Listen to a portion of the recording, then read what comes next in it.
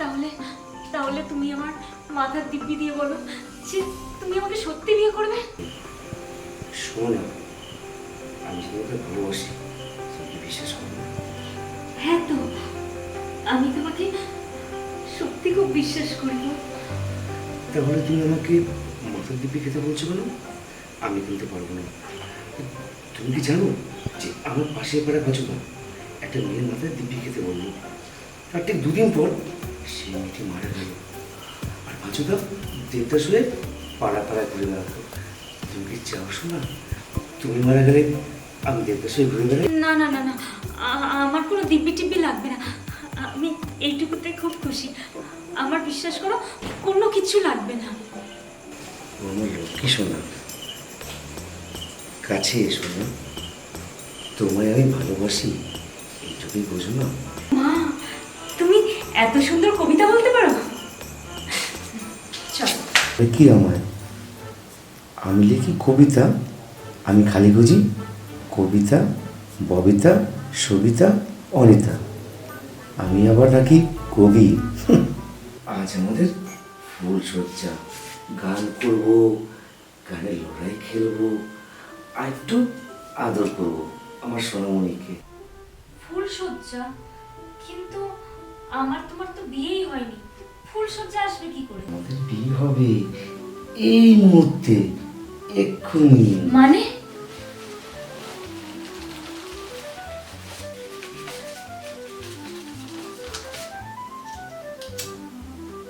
এ কি করো, এ কি করো?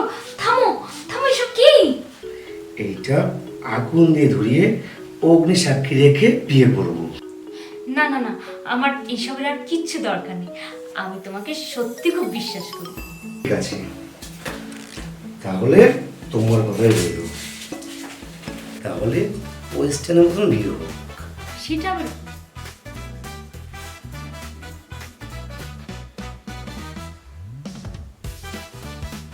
আমাকে নিয়ে একদম পারা যায় না। আমি তোমাকে সত্যি খুব ভালোবাসি।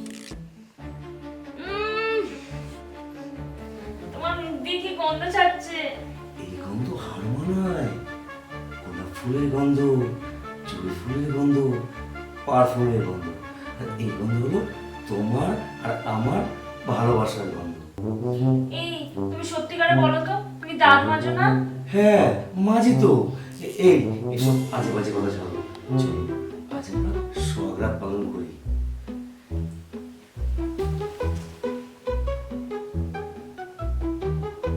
স্যার আসবো?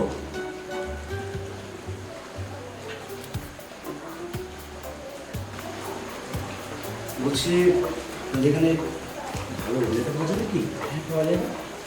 আপনাদের কীরকম ক্যাটাগরি অভিনেতা চাই বলুন? আমার একজন পাক্কা অভিনেতা চাই, যে আমার বাবার ক্যারেক্টার করবে। হয়ে যাবে, কোনো চিন্তা করবেন না। আমাদের চার্জ হলো 10,000 টাকা দিতে হবে। এত টাকা কেন? আরে মশাই, ভালো জিনিস পেতে গেলে ভালো দাম দিতে হবে।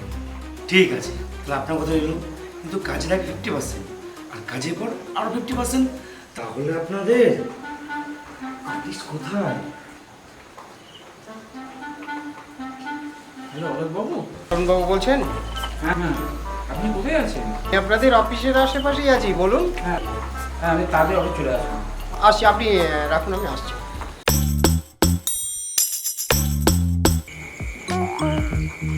আসবো স্যার? আসুন আসুন, আপনার জন্য তো ওয়েট করছি।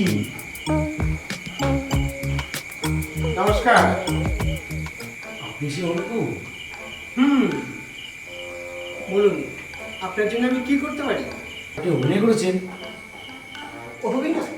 আরে, আমার কাছে কত অভিনেতা অভিনয় শিখে আজকে অভিনয় করছে। এই যেমন ধরুন শাহরুখ খান, শাহরুখ খান, শাহরুখ খান। শাহরুখ খান? সে আবার কি? আপনি তাকে চেনেন না? আরে ওকে তো আমি অভিনয় শিখিয়েছি। কি বলে, তাই নাকি? ইয়েস স্যার, 100% ঠিক। আপনি এ নিয়ে কোনো চিন্তা করবেন না। দেখান।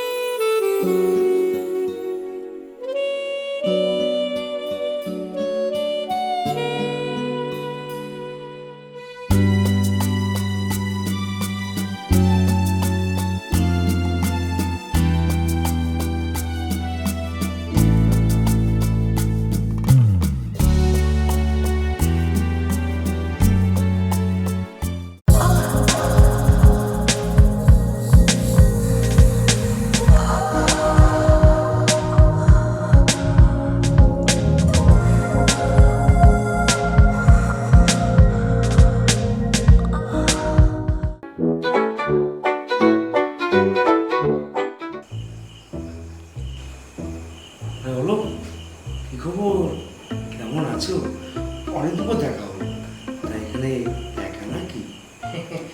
হ্যাঁ, একা নিশ্চয়ই, আর কোনো গার্লফ্রেন্ড আনেনি। কি বলছো গো? বিড়াল বলে মাছ খাবো না, তাই কখনো হয়? তুমি কি একাই এসছো, না কোনো সুন্দরী ফুলটুসিকে নিয়ে এসেছো? এই বাতাস কথা, আমি এখন ব্যস্ত আছি, পরে কথা বলবো। হ্যাঁ,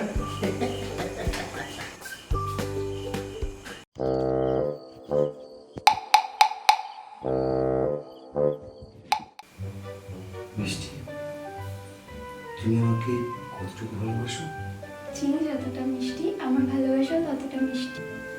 ও মিষ্টি শোনা, পিঁপড়ে যেমন চিনি খেয়ে চলে যায়, তুমি আমাকে ছেড়ে চলে যাবে না তো? বিশ্বাস করো, মা কালী দিব্যি, আমি তোমাকে অনেক ভালোবাসি।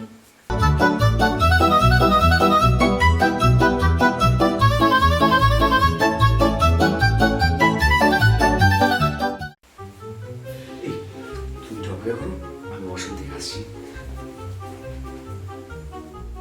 এই, একটু নাচ করে দেখো। আমি নাচ করতে পারি না, আমাকে একটু শিখিয়ে দেবেন?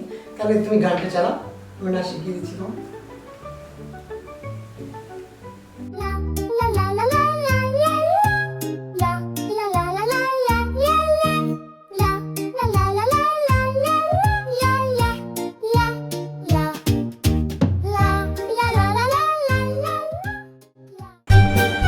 তাড়াতাড়ি চলো, কি হয়েছে, এত তাড়া দিচ্ছ কেন? হোটেলে পুলিশ হেড করেছে বলে তাড়াতাড়ি চলে যাচ্ছি। ও তাই বুঝি, তাহলে তাড়াতাড়ি চলো, চলো যাই।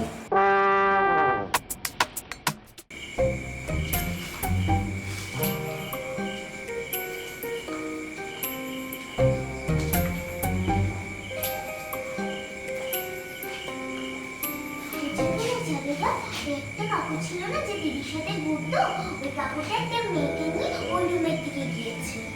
তাই ঠিক দেখেছিস? হ্যাঁ গো জানো তো, আমি ঠিকই রেখেছি। মালটাকে অনেকদিন ধরে দেখছি, আমার দিদি 4 থেকে ঠুকিয়েছে। ঠিক আছে বিজয়, আমি দেখছি।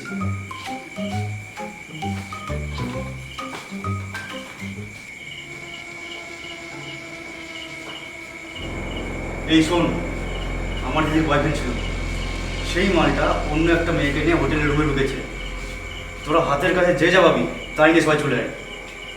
আমি মালটার উপর নজর রাখছি।